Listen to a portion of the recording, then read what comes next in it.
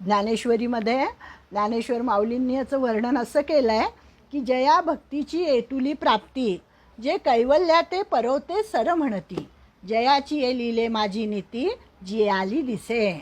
म्हणजे ज्यांना भक्तीची एवढी प्राप्ती झालेली असते की ते मोक्षाला पलीकडे हो असं म्हणतात. मोक्षपदे तुच्छ केली या कारणे, आम्हा युगायुगी जन्म घेणे, असं सुद्धा तुकाराम महाराज एका ठिकाणी म्हणतात की आम्हाला मोक्ष नको, आम्हाला काही नको, आम्हाला फक्त तुझी भक्ती दे देवा. ते काय म्हणतात कीर्तनाच्या शेवटी म्हणतात बघा, मागणे मागतात तर तेव्हा पुन्हा पुन्हा मला गर्भवास घाल असं तुकाराम महाराज म्हणतात. त्या तुका म्हणे गर्भवासी, सुखे घालावे आम्हासी असं म्हणतात ते, बरोबर.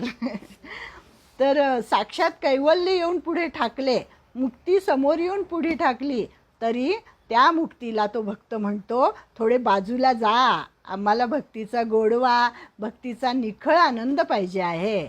म्हणून भक्तीला ज्ञानोबांनी पंचम पुरुषार्थ म्हटलेलं आहे. भक्तीला म्हणजे 4 पुरुषार्थ आपल्याला माहिती आहेत, धर्म अर्थ काम मोक्ष, आणि 5वा पुरुषार्थ म्हणजे त्यांनी भक्तीला म्हटलेलं आहे. इतकी ही भक्ती उच्च प्रतीची आहे. म्हणजे सामान्य माणसाची धारणा संतांनी बरोबर ओळखलेली आहे. सगुण साकारावर माणसाला प्रेम करता येते. ज्याला नामरूप आहे, जो सगुण साकार आहे, त्याच्यावर जसे माणसाला प्रेम करता येते तसे निर्गुणावर प्रेम करता येत नाही. कसं बघणार, निर्गुण म्हणजे काहीच नाही तिथे, मग त्याच्यावर कसं प्रेम करणार, त्याला कशी निरांजन ओवाळणार, त्याला कसा हार घालणार, काहीच करता येत नाही. म्हणजे ज्याला रंग नाही, रूप नाही, स्पर्श नाही, शब्द नाही, गंध नाही, असं म्हणजे निर्गुण रूप असतं. मग ती संकल्पना मनाने चित्ताने धारण कशी करायची असा मोठा अवघड प्रश्न भक्ताच्या समोर येतो. आणि म्हणून भक्तीचे महात्म्य आपल्याकडे गायलेले आहे. भक्तीला पंचम पुरुषार्थ म्हणून म्हटलेलं आहे. आणि भक्त व्हायला कोणालाही आवडतं, त्याला कुठलाही अधिकार लागत नाही भक्ताला. पुढे आपण बघू आता ते की हिंदू धर्मामध्ये मानवी जीवनाचे अंतिम लक्ष आत्मसाक्षात्कार आहे. हे सगळं आपण कशासाठी करतोय? आपण गीता का ऐकतोय, गीता का अभ्यासतोय, गीता का वाचतोय, तर याचा आपला हेतू असा पाहिजे बरं का. नाही तर नुसतं टाईमपास म्हणून करू नका, करायला नाही पाहिजे. की मला काहीतरी थोडंसं अलिप्त व्हायचं आहे या संसारामधून, मला काहीतरी संतांचा गुण घ्यायचा आहे, अनासक्तपणे राहायचं आहे. आणि अंतिम लक्ष आत्मसाक्षात्कार हा आहे. भलेही आपण तिथपर्यंत या जन्मी नाही पोहोचलो तरीसुद्धा आपण गाडीत तर बसलेलो आहोत ना, हळूहळू स्टेशन घेत घेत घेत गाडी आपली तिथपर्यंत जाणारच आहे, मोक्षापर्यंत. त्यामुळे ध्येय आपलं हे पाहिजे की आत्मसाक्षात्कार म्हणजेच मोक्ष, हे आपलं ध्येय पाहिजे. जरी भक्तांनी असं सांगितलेलं आहे की देवा मला मोक्ष नको, तरीसुद्धा मोक्ष याचा अर्थ काय आहे? मोक्ष याचा अर्थ काही कुठलंच ठिकाण नाही आहे वैकुंठामध्ये की तिथे गेल्यानंतर आपल्याला मोक्ष मिळतो वगैरे असं. तर मोक्ष याचा अर्थ असा आहे वासनांचा त्याग. आपले गोंदवलेकर महाराज नेहमी म्हणतात मोक्ष मोक्ष मोक्ष म्हणजे काय? तर मोक्ष म्हणजे वासनांचा त्याग. की हवं हवं हवं, मला हे हवं, मला ते हवं, हे हवे पण कमी झालं पाहिजे, कुठल्या तरी विशिष्ट वयामध्ये तरी निदान झालं पाहिजे, त्याला मोक्ष असं म्हणतात. मग तो मोक्ष आपण या जन्मीसुद्धा इथे बसूनसुद्धा आपण मोक्षाचा अनुभव घेऊ शकतो असं त्यांनी सांगितलेलं आहे. मग पिंडी तेच ब्रह्मांडी ही अनुभूती म्हणजे आत्मसाक्षात्कार आहे. जे पिंडामध्ये आहेत तेच ब्रह्मांडामध्ये आहे. म्हणजे जिथे द्वैत सरते आणि अद्वैत प्रस्थापित होते तिथे आत्मसाक्षात्कार असतो. या अनुभूतीमुळे जन्ममरणाच्या बंधनातून आत्म्याची मुक्तता होते, परब्रह्माचा साक्षात्कार घडतो आणि यालाच मोक्ष किंवा मुक्ती म्हणतात. आणि चतुर्विध पुरुषार्थ सांगितले आत्ता, त्याच्यातला हा मोक्ष हा सर्वोच्च पुरुषार्थ आहे.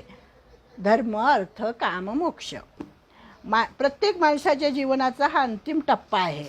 मोक्षप्राप्तीसाठी प्रत्येक माणसाचा जीवन संघर्ष चालू असतो.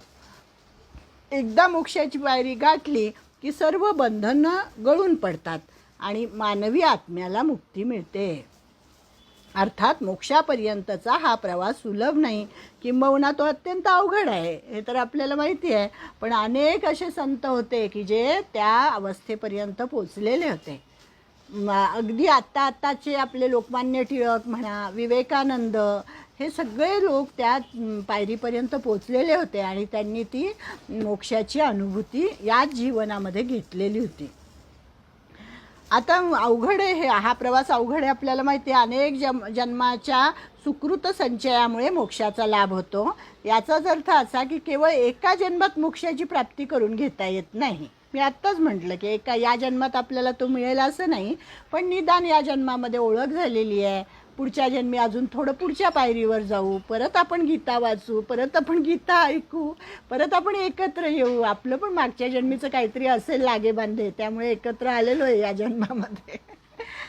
तर जन्मोजन्मी चांगल्या कृत्यांद्वारे पुण्याचा उदंड संचय झाला की नंतरच मोक्षाची प्राप्ती होते.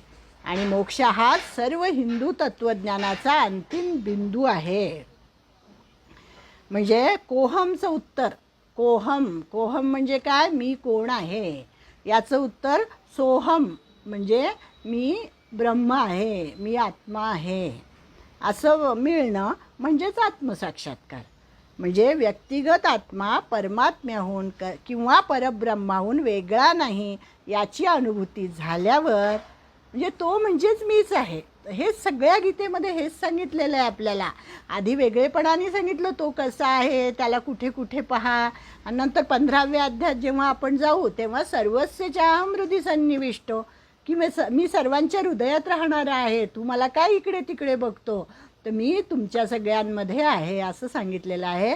म्हणजे अशी अनुभूती जेव्हा येते तेव्हा मग काय होतं, जे जे भेटे भूत ते ते मानिजे भगवंत, ह्याची भक्ती योगू निश्चित जाणं माझा.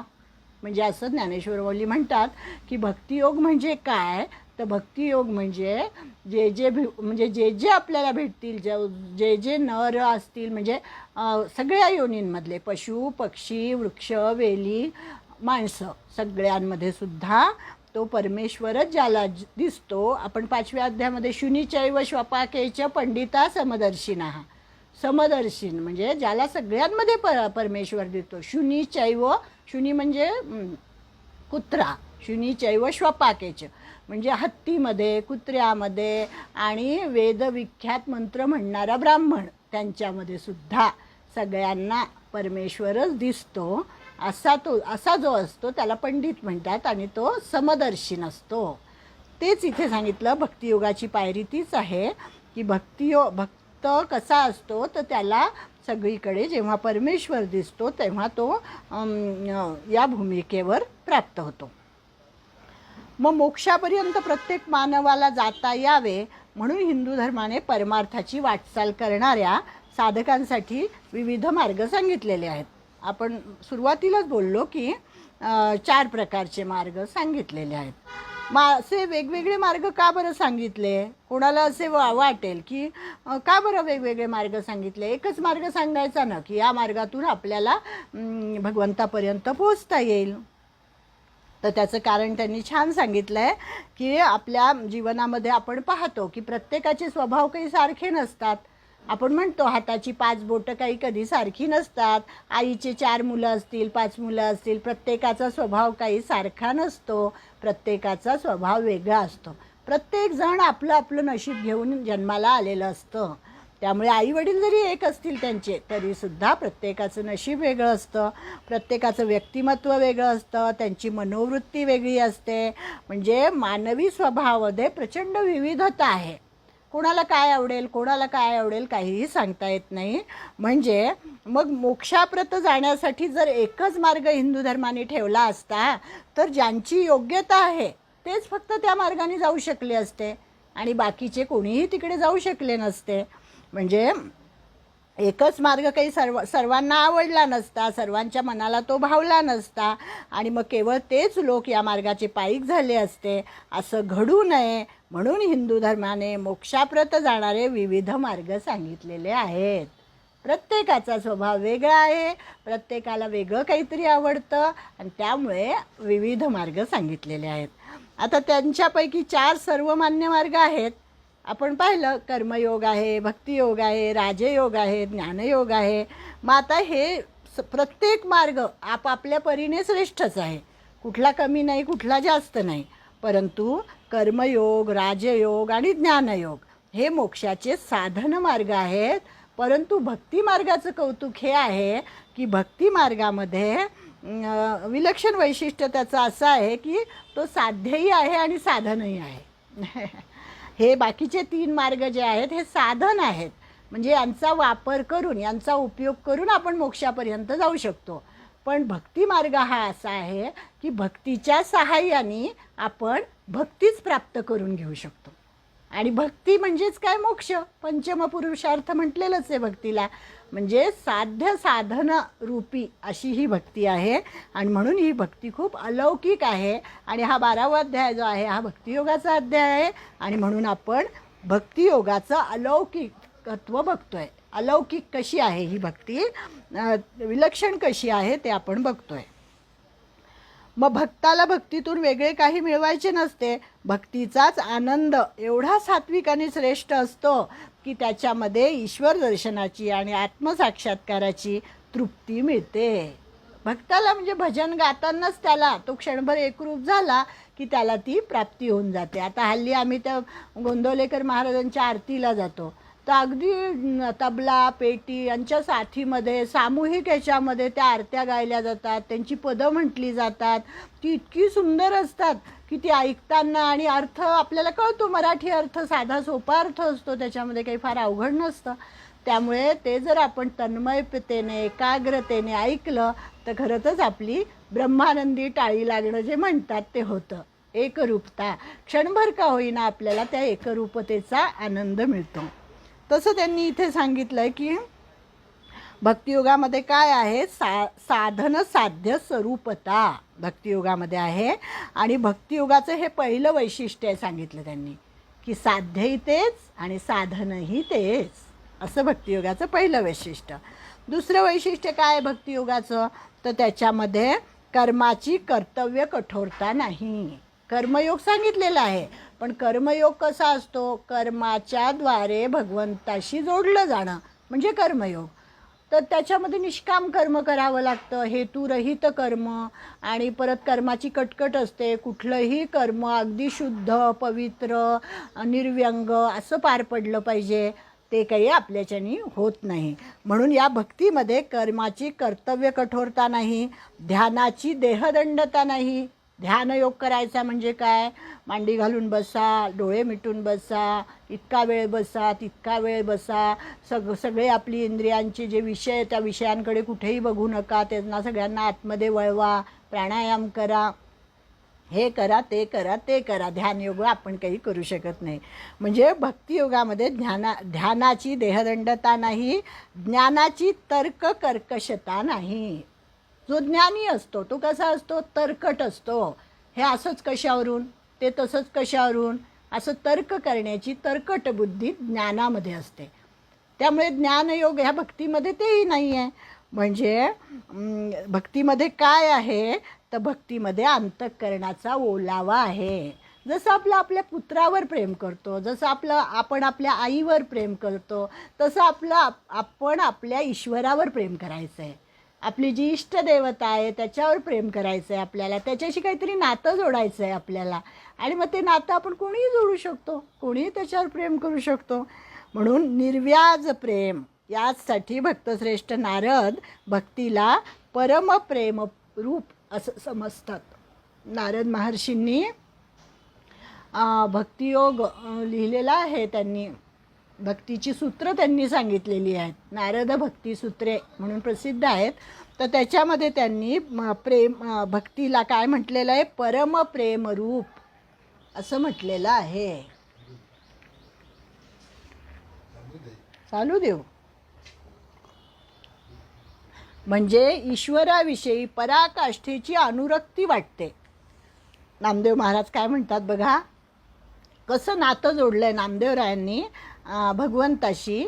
ते म्हणतात, तू माझी माऊली, मी ओ तुझा तान्हा, पाजी प्रेम पान्हा पांडुरंगे, असं म्हणतात. म्हणजे नामदेवांच्या भक्तीला जिव्हाळा विठ्ठलाला आळवताना पाझरतो.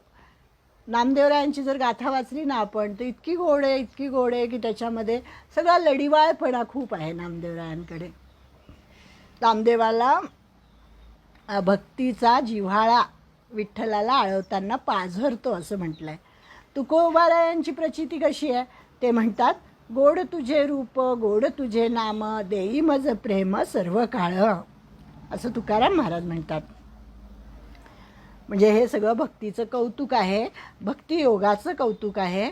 भक्तियोगामध्ये तिसरं काय वैशिष्ट्य सांगितलं आहे की या मार्गाला बाह्य उपाधीची आवश्यकता नाही, काहीच लागत नाही बाहेरचं. याला जप तप साधन कछु नाही लागत खरचत नाही गठरी, काही एक पैसा खर्च करावा लागत नाही, जपमाळ घ्यावी लागत नाही का जप करावा. अंतःकरणामध्ये फक्त भक्तीचा जिव्हाळा पाहिजे, भगवंताबद्दल प्रेम पाहिजे. एवढं जर असेल तर कोणीही भक्ती करू शकतो. कबीरांचं वचन आहेच आहे. आणि तुकाराम महाराजही म्हणतात, न लगे सायाचं जावे वनांतरा सुखे येतो घरा नारायण. घरात बसूनच ठाईचं बैसोनी करा एकचित्त आवडी अनंत आळवावा. कुठेही जावं लागत नाही, घरात बसूनच तुम्ही एकचित्त केलं, त्याच्याशी एकरूप झालात तर तुम्हाला भक्तियोग साध्य होतो असं ते म्हणतात.